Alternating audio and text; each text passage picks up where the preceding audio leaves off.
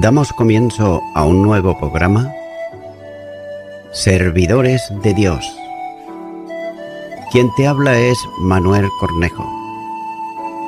Estaré compartiendo la palabra de Dios y lo haré de una manera expositiva, versículo a versículo.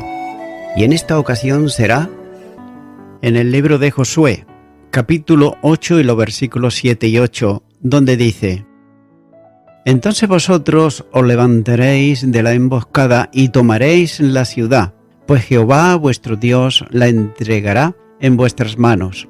Y cuando la hayáis tomado, le prenderéis fuego. Haréis conforme a la palabra de Jehová, mirando que os lo he mandado. La emboscada actuaría en el momento en que el campo quedaría libre y los habitantes de la ciudad la hubieran abandonado. Note cómo la consigna para iniciar la acción de la emboscada sería dada por Josué y lo haría mediante el brandi de su lanza, versículo 18.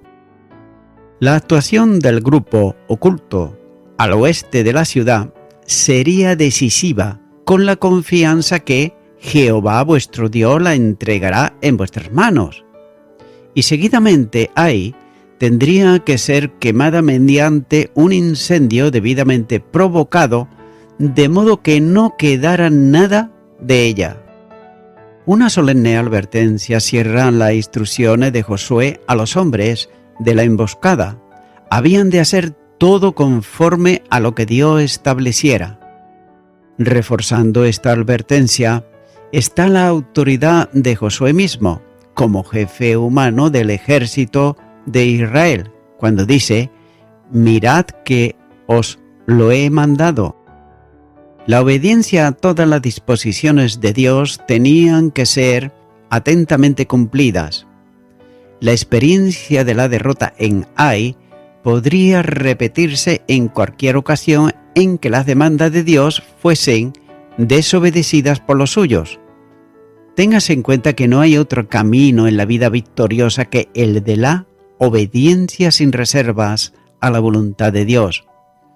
Y ya se ha considerado ampliamente este asunto antes, por tanto baste un breve recordatorio en esta ocasión, ya que será la bendición que en el estudio de este capítulo el relato bíblico disponga el pensamiento para hacer al final del mismo las tres aplicaciones espirituales que se han mencionado en la introducción.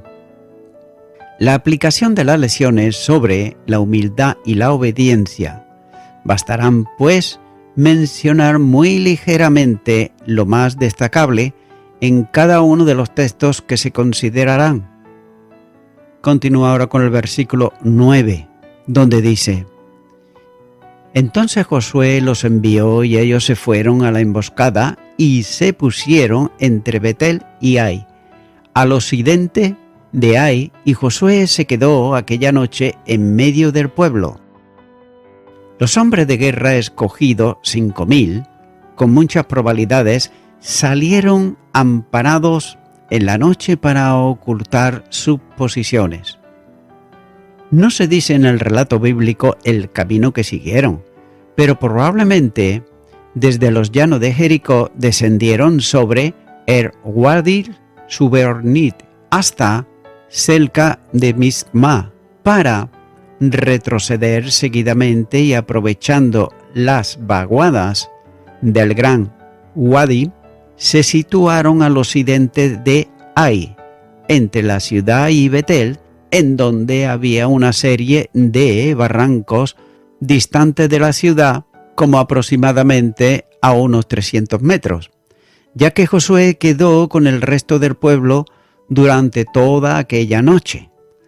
De nuevo, la presencia de Josué en medio del pueblo evidencia la unidad como congregación de Dios. No había distanciamiento entre quien ejercía la tarea de conducción y quienes eran conducidos.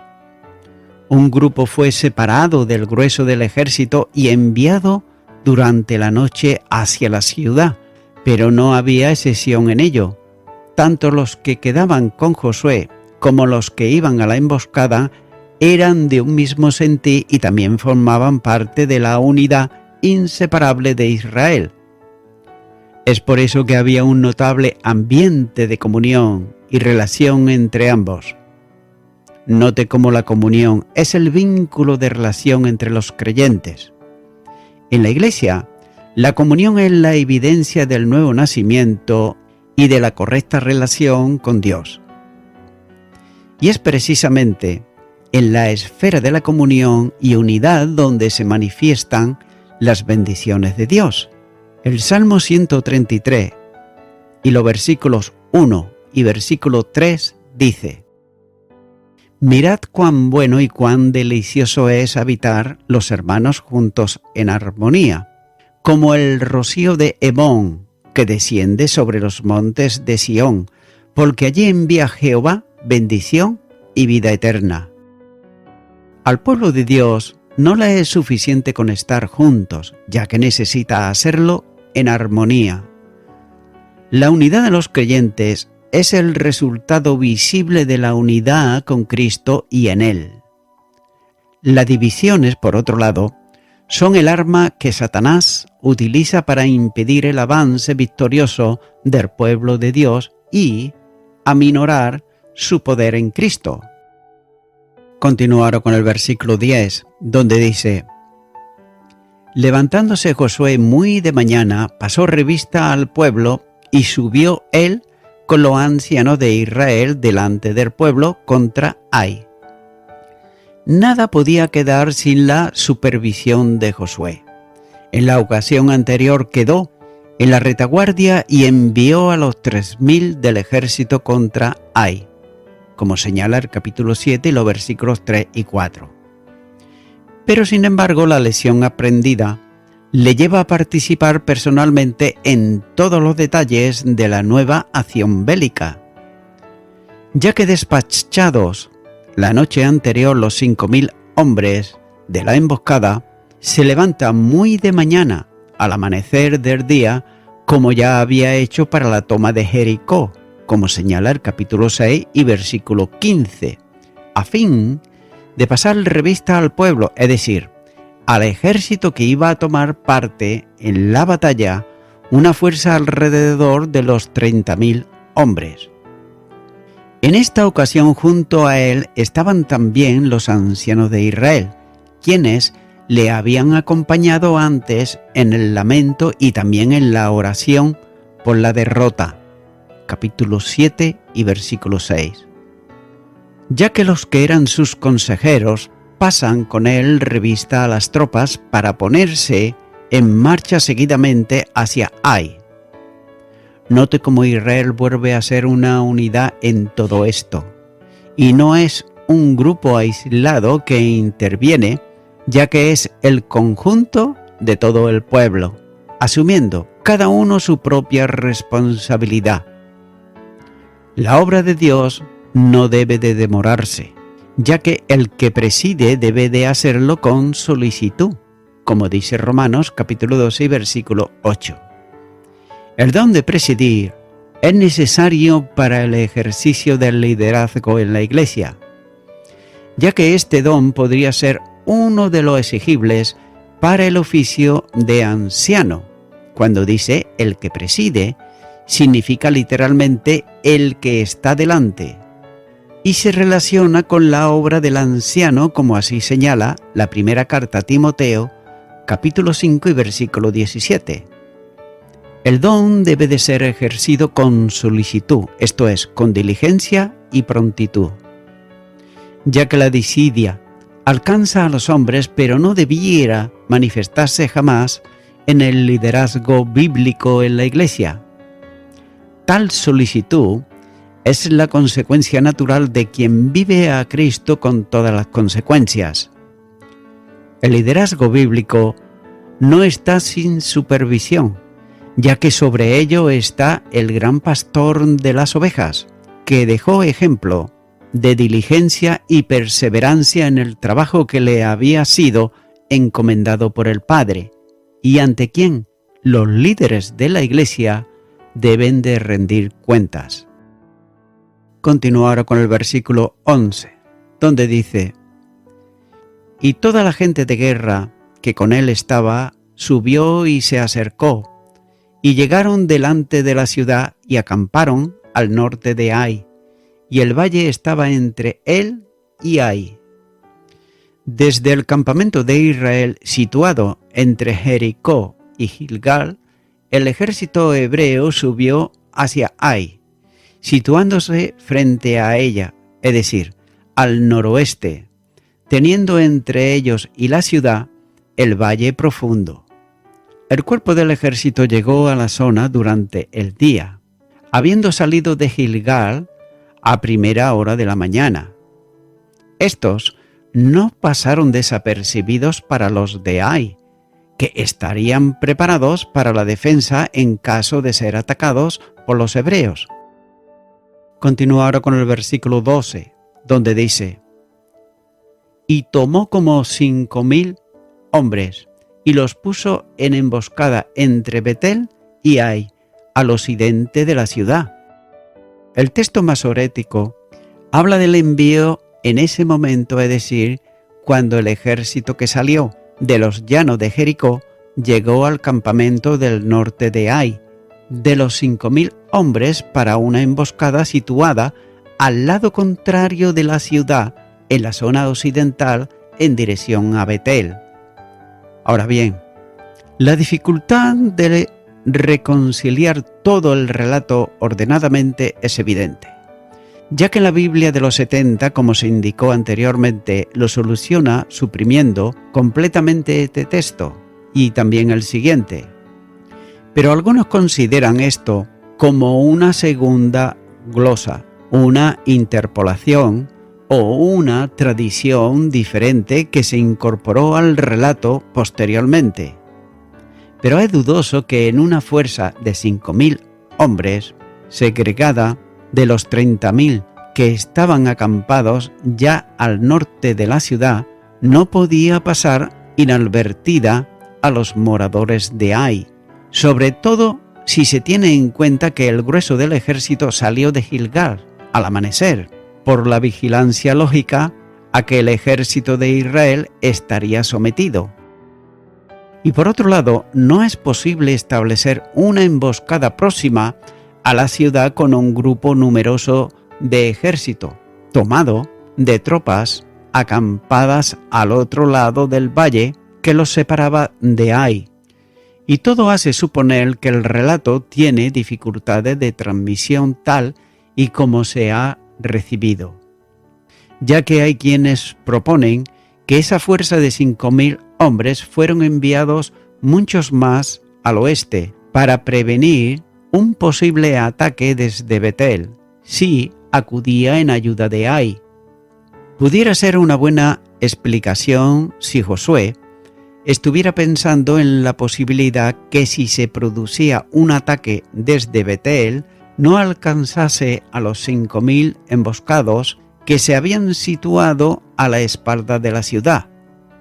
Pero además, cabe hacerse una pregunta y es la siguiente: ¿eran realmente 5,000 y no los 30 capitanes emboscados como también se sugiere?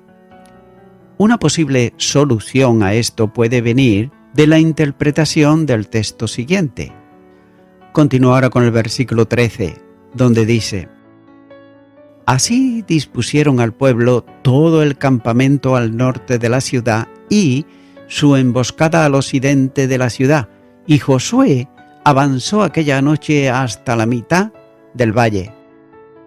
El hagiógrafo reitera la posición de las tropas de Israel, haciendo constar que el ejército estaba dividido en dos grupos: los de la emboscada al occidente de la ciudad y el resto del pueblo al norte de la misma. Puede confirmar la idea de que la emboscada estaba formada por 5,000 hombres en la retaguardia de la ciudad y el resto del ejército estaba estacionado al norte de la misma. Durante la noche Josué inició un movimiento de sus fuerzas, haciéndolas descender de los llanos al otro lado de la quebrada hasta situarlas hasta la mitad del valle. Por otro lado, algunos sugieren que de todo el ejército emplazado ya en el valle, Josué pudo haber tomado como unos 5.000 de sus hombres y ascender hacia la ciudad de Ai por la orilla que daba a la ciudad. Así se entendería la reiteración de los 5.000 de la emboscada mencionada en el texto anterior.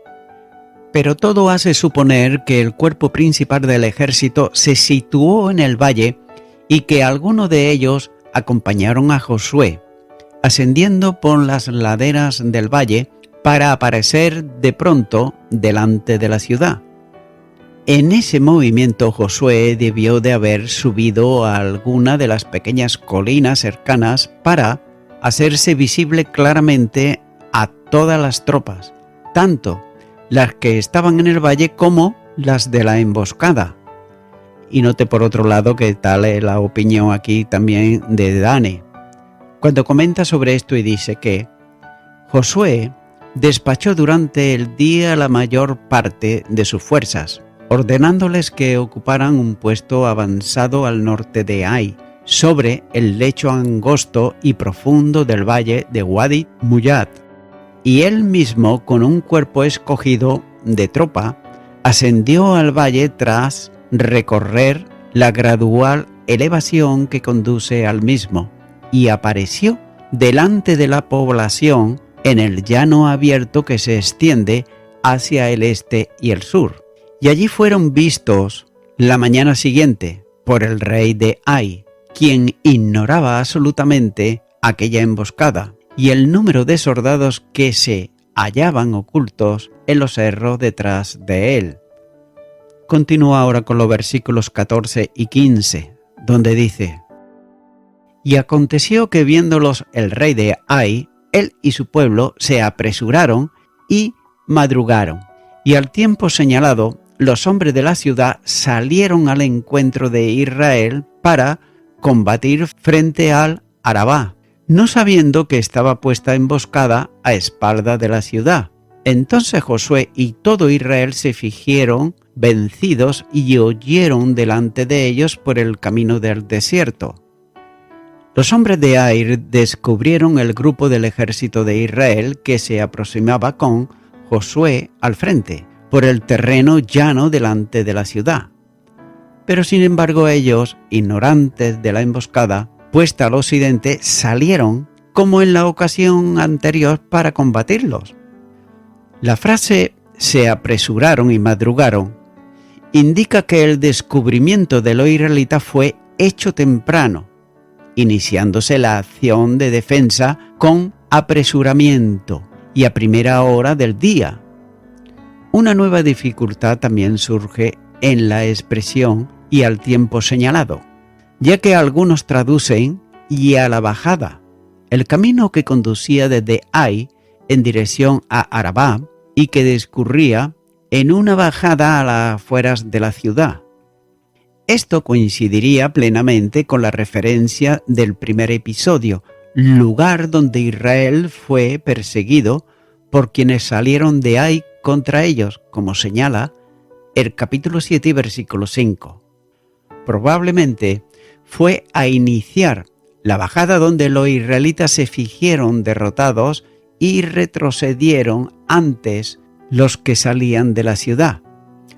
Los dos grupos, el de Israel huyendo fingiéndose derrotado y el de Ai persiguiéndolos, iniciaron la marcha campo a través, descendiendo al valle que conduce en dirección este hacia Arabá, situado enfrente. El camino para la huida fue el del desierto, arrastrando tras de ellos al ejército de Ai, que tampoco contaba con los 20.000 que estaban estacionados unos pocos más al norte en las cercanías. Note cómo el pueblo estaba actuando conforme al plan de Dios, ya que se habían dado cuenta que la estrategia humana no era eficaz y que debe ser evitada en toda medida para aceptar la que Dios establece. Desde el punto de vista humano podría considerarse como algo menospreciable.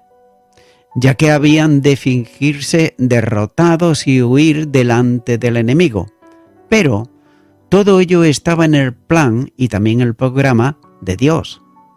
La estrategia divina siempre resultará menospreciable a los ojos humanos, pero se transforma en poder de Dios para el creyente. El pensamiento del Señor es siempre más alto que el de su pueblo. En ocasiones, el plan divino no será comprensible para el creyente y en esa situación recibirá como respuesta a su desconcierto la misma que le fue dada a Pedro, cuando dice: «Lo que yo hago tú no lo comprendes ahora, mas lo entenderás después».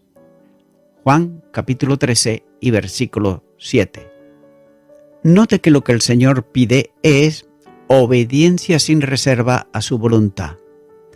El creyente no está capacitado para juzgar y a priori lo que Dios establece porque no alcanza a conocer la intimidad de sus pensamientos. Sin embargo, su plan queda claro después de haber surtido el efecto para el que fue programado. Muchas veces, las experiencias por las que ha de pasar el pueblo de Dios son incomprensibles para ellos, pero la iluminación del Espíritu Santo de Dios y la palabra de Dios y el resultado final de la obra divina les lleva a comprender lo que antes no entendían.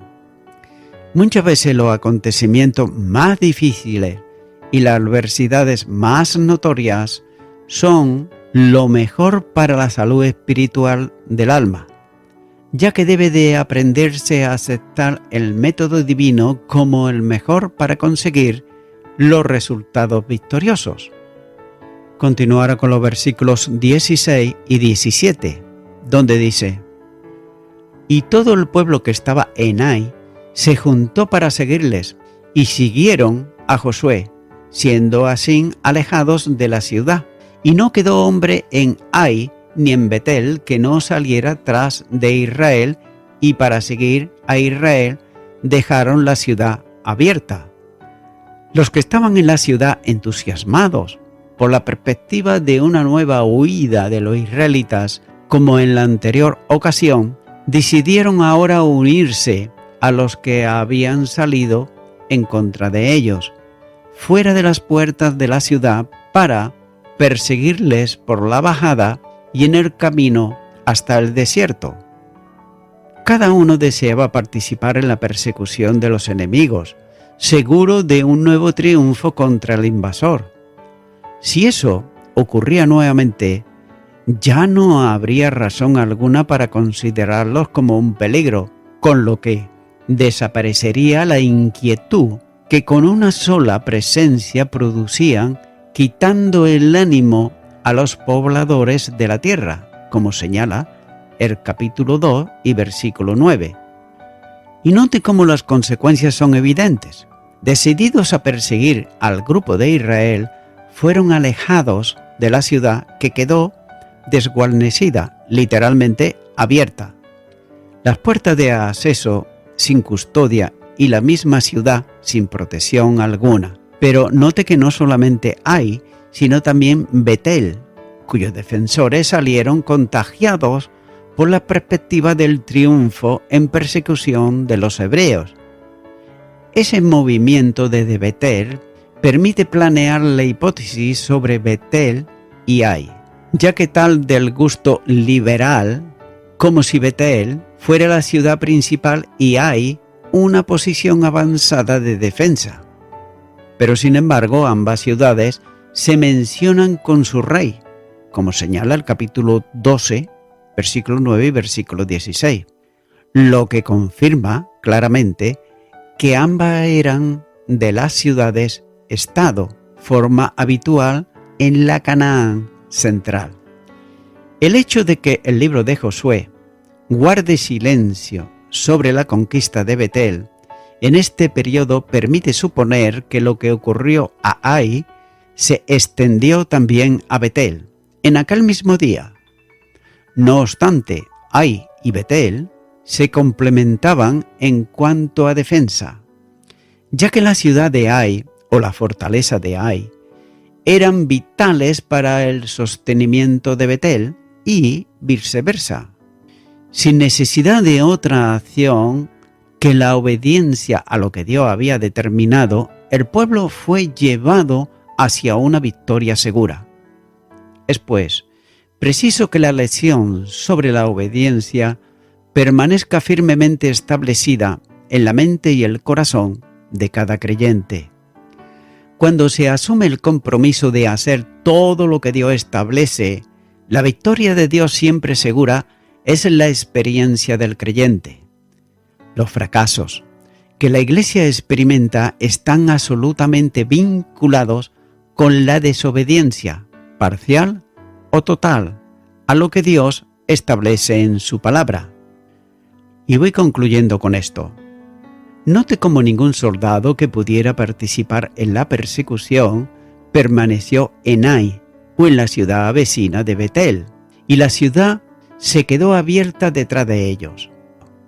Es evidente, por lo que señala el versículo 17, que los habitantes de Betel, que estaban a unas 3 horas de viaje de Ai, participaron en la batalla probablemente como consecuencia de un tratado que el rey de Ai había hecho con ellos, esperando un renovado e incluso más fuerte ataque por parte de los israelitas.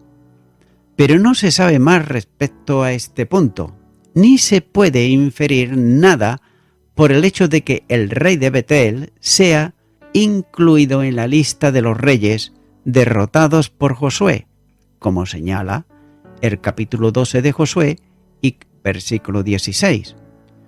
Consecuentemente, no se puede decidir si los betalistas vinieron en auxilio de los aitas por primera vez el mismo día de la batalla, o lo que es más probable, si ya habían enviado hombres a Ai para ayudar a repeler el esperado ataque de los israelitas sobre la ciudad. Amigo y amiga oyente, hay una notable diferencia entre las estrategias humanas y las estrategias de Dios, ya que el hombre tan solo puede ver lo que tiene delante y nada más, y también el hombre solamente puede intuir, como un ser finito que somos, que es tan solo una pequeña parte de cualquier estrategia que pueda discernir. Pero sin embargo, Dios es infinito. Es por eso que Él tiene todo poder, toda sabiduría, y además es omnipresente. Por tanto, la diferencia está bien clara, pero sin embargo, en muchos casos, el hombre ignora a Dios, pensando que Él lo sabe todo y que Él tiene la mejor estrategia para salir del problema o hallar la solución, y muchas veces, desgraciadamente, se encuentra en los más terribles fracasos, a nivel individual, a nivel familiar o a nivel de empresa o de trabajo. Amigo y amiga oyente, Dios el Señor te ofrece, y lo hace porque te ama, la salvación y la vida eterna en Cristo Jesús. Ahora a ti te toca el tomar la decisión, si ignorarlo o aceptarlo en tu corazón como tu Salvador. Pero yo te animo a que seas una persona inteligente y aceptes lo que Dios te da, que siempre va a ser lo mejor. Por ello te animo, si nunca antes has orado al Señor y le has pedido que venga a tu vida, pues que ores conmigo y repitas esta fácil y trascendental oración. Repite y di conmigo ahí a donde estás. Señor Jesús, a lo largo de mi vida he hecho muchas estrategias y muchas cosas raras para obtener victorias y conseguir aquello que yo deseo, aunque sea haciendo daño a otras personas. En este momento te quiero pedir perdón por todos mis pecados, por todo el daño que he causado a personas, instituciones, y me arrepiento de ello. Y te recibo ahora a ti, Señor Jesús, como mi único y suficiente Salvador. y te doy gracias en el nombre de Jesús. Amén.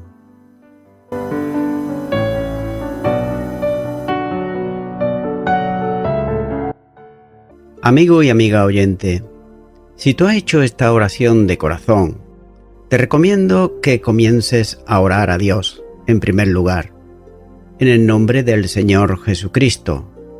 Orar a Dios no es rezar, sino que es hablar con una persona.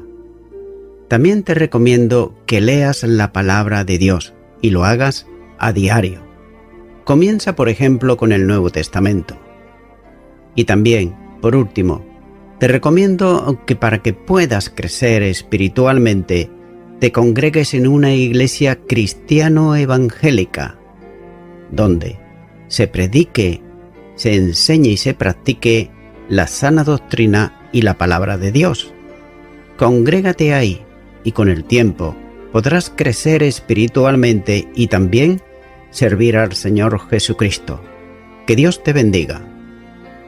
Y a toda la audiencia, nuevamente ya me estoy despidiendo de todos ustedes y será hasta el próximo programa. Que Dios os bendiga a todos.